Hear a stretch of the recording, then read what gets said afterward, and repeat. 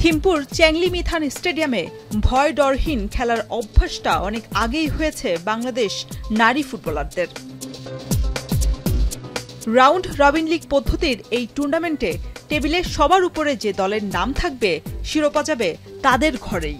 সেই লক্ষ্যে আগের ম্যাচে নেপালকে হারানোর সুখস্মৃতি নিয়ে এদিন খেলতে নেমে ম্যাচের শুরুটা বেশ ভালোই করে বাংলাদেশ। তবে গোলের দেখা পেতে মাহবুবুর রহমান লিটুর শিষ্যদের অপেক্ষা করতে হয় ৩৯ মিনিট পর্যন্ত।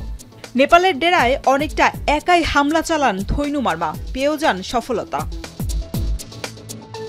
বিরতির আগে চেংলি-মিথানে আরও দুবার গোল উৎসব।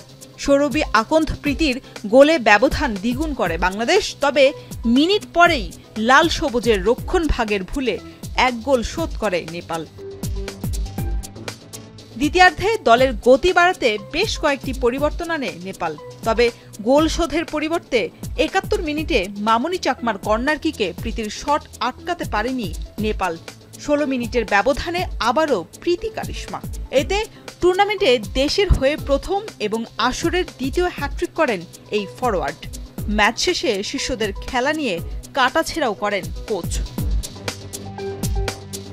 ৪ ম্যাচ খেলে ভারতের সমান ৯ পয়েন্ট নিয়ে গোল ব্যবধানে পিছিয়ে থাকায় টেবিলের দ্বিতীয় স্থানে মাহবুবুর রহমান লিটুর শিষ্যরা।